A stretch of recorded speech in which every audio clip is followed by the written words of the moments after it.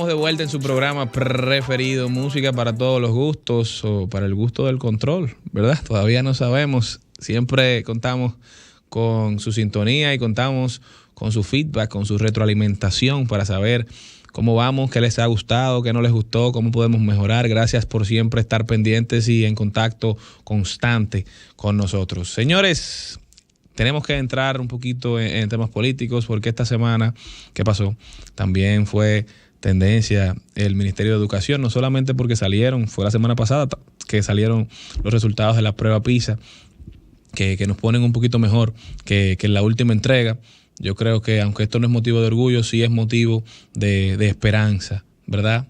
Y ese mérito, aunque se lo han querido atribuir a una gestión del Ministerio de Educación que durante la mayoría del tiempo que ocupó el cargo estuvo en educación virtual, ya sea por una vía unilateral a través de televisiones, o sea por la bilateralidad a través de las tabletas. Yo creo que sabemos que los años de la pandemia, en principio, porque no le hicimos caso a la CDC norteamericana cuando decía que las aulas debían ser las primeras en abrir. Nosotros fuimos de los últimos países de Latinoamérica que reaperturó las escuelas. Esos resultados de la prueba PISA que salieron la semana pasada son el fruto de la gestión de Danilo Medina en la presidencia de la República, que fue el primero que otorgó el 4% de educación.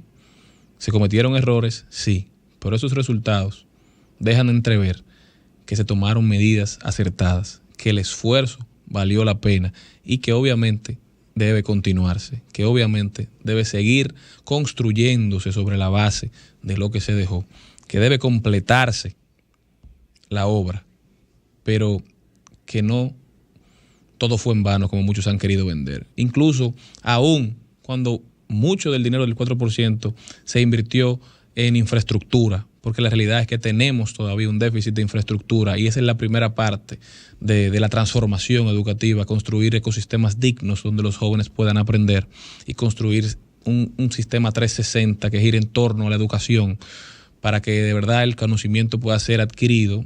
Lo vemos todavía cada vez que se va a abrir el año escolar, como hay cientos, miles de niños que se quedan fuera por falta de cupos en las escuelas públicas, con padres que quizá no pueden pagar una educación privada. Entonces, hacían falta los centros educativos.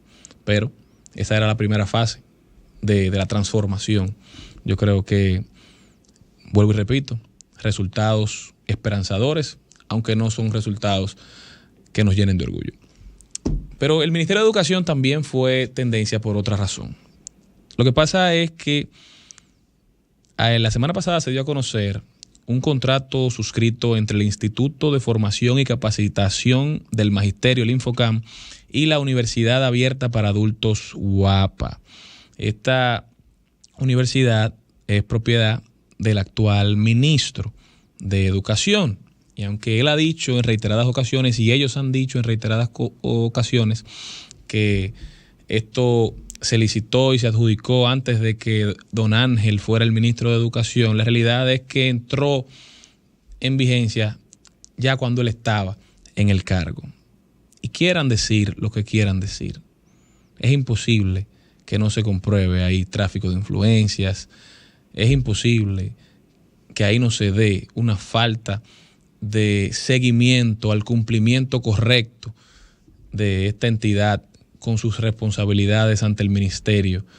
Hay demasiados intereses encontrados. Entonces, lo correcto era, aun cuando eso había sido adjudicado en un momento en que usted no era ministro, tan pronto usted llegó ahí, lo correcto, lo loable, lo diferente, según ustedes, era obviarlo, retirarlo, decir que no, que volvieran al proceso de licitación, que volvieran a competir otras instituciones que no tuvieran el conflicto de interés que tiene la suya con el ministerio que usted encabeza. Han querido incluso decir que los ataques al contrato buscan debilitar la reelección.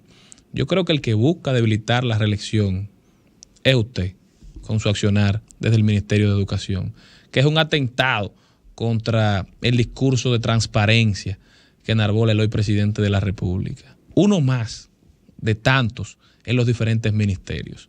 Creo que queda evidenciado con el silencio que se ha manejado esta administración sobre lo que está sucediendo ahí, que definitivamente no vamos por un buen camino. También, para cambiar el tema, oigan esto, señores, el Ministerio de Trabajo, con esto vamos a concluir porque es un tema interesante a propósito de que se acercan las Navidades, o de que estamos ya en Navidades, que ya se siente la brisa, pero como caliente, una brisa de calor, ¿eh? El Ministerio de Trabajo anunció 11 nuevos aumentos salariales sectorizados desde el mes vigente, desde diciembre hasta agosto 2024. Sectorizados, es decir, en sectores específicos: construcción, industria azucarera, zonas francas, operadores de máquinas pesadas y también en el sector privado. Solamente dice el presidente que hay un aumento acumulado de un 38% de salario mínimo en su gobierno. Dicen que han sido 22 los aumentos salariales y 2 aumentos de salario mínimo. Pero la realidad es que eso no ha surtido efecto, presidente. La realidad es que la inflación acumulada, que supera los 28 puntos porcentuales en República Dominicana, se ha comido cualquier aumento salarial que se ha podido hacer, que no ha estado a la par. Todo dominicano ha sentido como su poder adquisitivo baja de manera diaria. Pero además, usted está hablando de aumentos salariales sectorizados en un país donde lo que ha crecido es el empleo informal. Aquí lo que ha crecido es la economía del joseo. Esto es una economía de subsistencia. En eso se ha transformado la economía de la República Dominicana. Nosotros en empleos formales hemos crecido muy poco y eso lo demuestran los datos del Banco Central. Y eso lo demuestra el aumento de gasto corriente del gobierno central. Eso es lo que se ve en los datos. Eso es lo que dicen los números, que no mienten, señores. Pero además, nuevamente,